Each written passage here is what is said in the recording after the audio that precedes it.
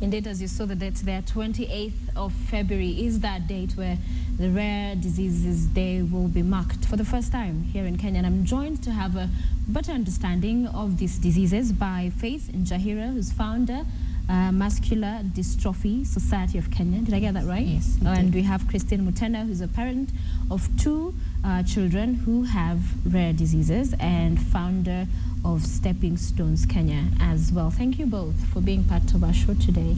I'll begin with you, Faith. Rare diseases, when you hear that, first you wonder, okay, is it rare because we've never heard of it before? It's just that very few people are affected. Take us through, when talking about rare diseases, what we mean. I think first when we hear about rare diseases, it's because number one, very few people have these conditions and diseases. Yeah. Then number two, also, there's not enough information out there. Not enough people are ready to come out and champion and create awareness. Mostly we find that if somebody is directly affected or indirectly, maybe through a member of their family, that's when they'll come out and try to create awareness. So that's part of why I guess they're called rare diseases. Yeah, mostly because very few people. So then in a world where we have billions, nobody's talking about it much. But you have a rare disease. Talk us through that. Yeah, so I have muscular dystrophy, which is a condition that causes, it's a degenerative, it's a progressive condition that causes the degeneration or slow loss of muscle power, which means that now the dystrophy part of the word, there's a protein in the body that allows our bodies to do those small tasks. Like when you want to stand up, you don't have to write your body a memo and tell them you're going to be standing. Yes, standing up. So, but now when the dystrophin part of the muscles, that protein, when it's depleted, then slowly it's not as automatic. When you want to stand up, I have to hold on to something to actually get up from a seat. If I want to walk faster, I have to debate with my mind, how fast are you going to walk? Are there pebbles on the way? Are you going to fall? All those things. So then it's a condition that also does not have a cure. Currently in the world, there are researchers who are doing a lot of work to try and find a cure for the condition, muscular dystrophy. But as yet, there's so many trials here and there, but none has been successful. And when did you find out you had the condition? I started noticing the signs of being different when I was 10. When I used to be last. Every Tuesday and Thursday, we had a school sports day where everybody had to run around the field. So I realized I'm not as fast as my classmates. Then slowly, I realized stairs are hell. Tedious. Very tedious, or you have to be very careful. If you miss one step, you're going to be on the ground very fast, and you might not even be able to break the fall. Then slowly, things become a bit more challenging because now that your body muscles become weaker and weaker. Okay, and we'll continue to talk about that. Christine, for you, it's two of your children. Take us through just, finding out what age are they and also the condition or disease that they suffer from. Firstborn is 7 years, secondborn is 2.5. Both of them are, the thing with rare diseases, you find that 80% of it is genetic and 50% of that is found in children. And for my kids, it's both genetic. So there's nothing, the firstborn was discovered, I think, when at birth. The secondborn was more of symptoms of, she can't do this, she has delayed milestones, she has this, she has that. But finally, through genetic testing, which is not done in Kenya, is now when you got to get the actual problem. Okay. The first one has a condition called hemihypertrophy and hydrocephalus. The second one it's called ring 18 chromosome. Okay, so you say it's not done in Kenya, so it must have been quite a scary experience. What is it you began to see or notice in the children that got you to seek medical attention, realize you're not getting the answers here, and then where did you go to seek it after that?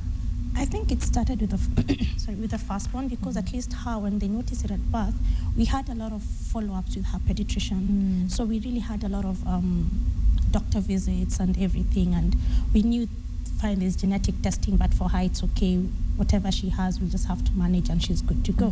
But when the second one came and she's not hitting her milestones as she is, and she has this happening, like she has a hole in the heart, she has this, she has that. So we were like, given the first instance, let's check on the second one and just make sure there's nothing much you're dealing with. It's just now, when we did that, we realized, wait, this is something totally bigger than what you were thinking. So it became... Yeah, and where did you go to seek attention outside the country, you said? I haven't, no, the genetic testing is not done in Kenya. Okay, they do the blood and then they send it out. I think the closest they do is South Africa. Oh, okay. Then they bring it back. Yeah, then they bring it back. So you find that, and it's very costly. So you find that even if you have this and you're told you have this condition, there's not much that can be done, because then again, as she says, there's no cure. So it's more of management. So it's not like I can ship her off somewhere and have it sorted out and come back all happy. So it's more of living with it and learning to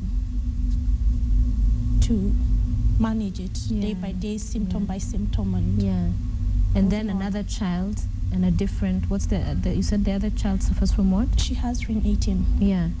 And the same thing, again, you discover with time, going through the visits, there's no answer coming through from the local, from the doctors. Actually, internet is a very good thing. Thank you, Google. Yeah. Internet is a very good thing, because then you get to meet guys outside who have gone through it, who at least have some way forward, like she was saying, trials here, trials there. So at least there's hope out there, because most of the time you find we know more than the doctors, because we've Googled, we've checked, we've liaised with guys outside who are going through the same, and here they don't know because they've not gone through it. They've not. So you'd Google the symptoms to get an understanding? Or the name, yes. Okay. All right. Once you're given the diagnosis, you go out and see what is there and what the world has to offer. And Faith, 10, you discovered at 10, it's degenerative. How old do you know, if you don't mind sharing? I'm 24. 24. Yeah. For you, no cure, as you said, and things are getting worse with your body. It's managing. How has those last 14 years been like? I can say it's been quite okay. It's been very well. It can be challenging. Yeah. But having supporting friends and family is a very big thing, because when you have a special need, because it is a special need, then you at times can sit back and think, the society tells you, especially the word disability. I am really insisting on the special need, because disability means there's this and that you can't do. Right. But that's what the society tells us. So for me, it was really, my family pushing me. Everybody would set standards. You have to do this. If your classmates are doing this, you better do that. So I had very little time to think about what is happening in my body, and thinking, I set goals for myself. At some point I want to do this.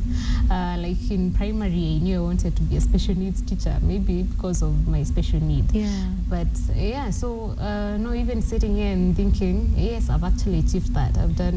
I did now special education and did learning disabilities. Good. For me, it's a big yes. Yeah. Then, so the other people, personally, I was very lucky to get a therapist who was very positive, because even as he realized it's muscular dystrophy, when you Google, there are 9 types of muscular dystrophy, and there's one that affects boys, which progresses much faster, and it affects very young boys when they're still young. Right. So most therapists and doctors, they go out and give like a death sentence, where you go to a doctor and they give you the diagnosis, and they're like, if you're 6, by the time you're 12, I don't think you'll be walking.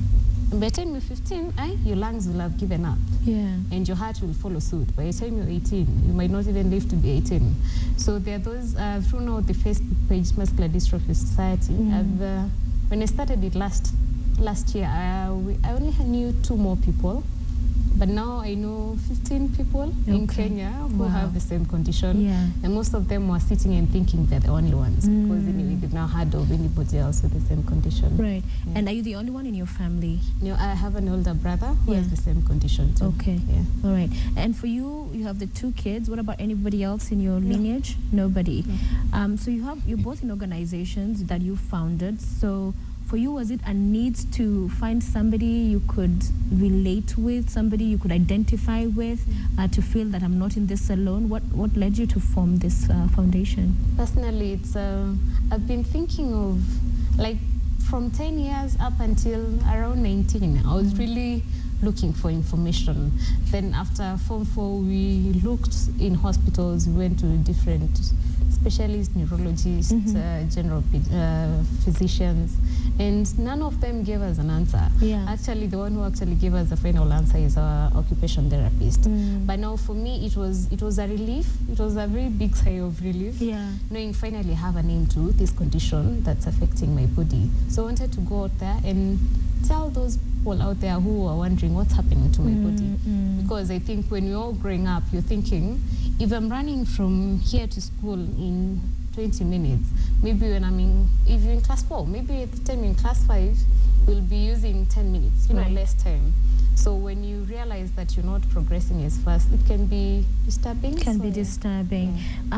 Christine, it's children, and so when you're dealing with children, it's first from the point where they don't understand why some things are not working the way for other kids they work or happen. At the point where they understand what is going on with their bodies, have you had this conversation? Not yet. Not yet. It hasn't reached there yet. It has not reached there. But as she said, we are encouraging them to think that they're not different, that there's nothing special about them because they have to be the best that they can be. Because the minute you start treating them as special, then they act special.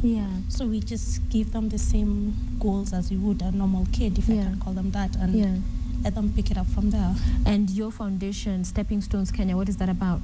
It's an online Facebook group for parents with special needs, not necessarily any specific. You have parents with cerebral palsy, kids, Down syndromes, autism, name it. And how it came about was last year, it hit me, there's nowhere I can go and vent to somebody who will tell me, I know what you're talking about, and sometimes, ironically, that's all you need, just even if it's a hug from somebody who gets you. So that was more of, I think, frustration, how it was started. But as of yesterday, I think I have 180 members, and it's really helped because you find guys are now like getting out of the closet and saying, yes, my child has this, or I have this, or my niece, nephew, name it, has this. And guys sharing more, guys sharing where can I take my child to school, where is the best physiotherapist, where is the best this. So there's a lot of information exchange that's normally not out there, but now on Stepping Stones you find that you can, it's like a big family. It's like a big family, which helps a support group, supporting each other. And I guess what makes this very complicated and difficult for everyone who either is dealing with a condition or with loved ones is that misdiagnosis, even in trying to figure it out, must happen a lot because nobody knows, it's rare. So they're all trying to figure it out, and there's not enough information out there. So talking about the Rare Disease Day, which is coming up, and I notice you both have ribbons. I hope that is it's a ribbon, Yes. Okay. So talk us through what efforts yourselves with your organizations and others are doing to make sure that it doesn't become such a heavy, strenuous process for one with a condition or a disease or with a loved one with the same. We'll start with you. First, the main thing we're doing or I'm doing is making sure that everybody that I know or anybody that knows somebody that I know knows there's something like muscular dystrophy. Because when you're walking around, when I'm walking, people will not know that I'm any different. Until maybe I'm on the ground and I can't get up and I need help to get up. And somebody's like, but you're okay. I've seen you walking. So trying to demystify and also make sure that people don't discriminate is the main thing that we're trying to see. Because even the doctors trying to get maybe even the medical practitioners possibly to go out there. My hope is that one day we'll have some medical research going into those rare conditions in Kenya and people trying to look for a way out of these conditions. Okay. As you make your sentiments, also tell us, are people involved? Where will it be happening? Is it an event or is it just a day and people, it's just to create awareness? Actually, it started like a month ago. So right now we're just creating awareness to Kenyans so that at least they know that there are rare diseases outside. There are like between 6,000, 7,000. There are various and not, and they're not easily detectable. And with Kenya, you find that there's something called newborn screening, whereby they do genetic testing for all children born. That's why they do it in the developed countries. We don't do it here. And if we did it here, we'd pick 60-70% of these conditions early. So it's just more or less to tell Kenyans, look, this is out there. Don't treat your neighbor, or because it's usually the society you're trying to get. Don't treat your neighbor as he has a curse because he's different from you, or whatever he's going through. You've never seen it before, but it can be something that is honestly just all he needs is help. And funny enough, most of these conditions, as long as they are long life conditions, society support is the best, because you may not be able to help me financially, but as she said, helping her get up, that's good enough, without questioning and her having to explain to you why you have to lift her up. Why can't she get herself up? She looks fine, you know. So basics, and also the government to put in more into this, because it's something that, as much as it's rare, not known, it's something that give a few years to come, it's going to be so huge, it's going to now become an emergency. If we can curb it now, at least for our children or our children's children, it's going to be a better future. Okay, and we laud you both for what you're doing, your strength to even just come and talk about it, to create that awareness. Very many people, I'm sure, watching this, getting to hear about this for the first time.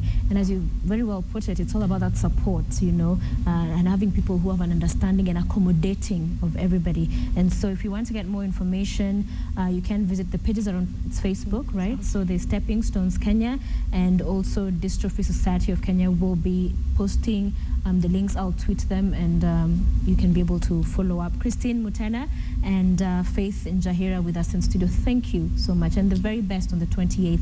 Keep us vanished to the details, and we'll keep our viewers informed. Okay. All the best. We're just about to bring this show to a close. We're glad you're watching. Let's go to Bangla Kiosk before we also sample some of your views. We've been engaging with you as well in our question of the day, and we have quite a number of your responses coming through, and of course the discussion also we had earlier with Chris Hart. I'll read some of those when we return from Bangla.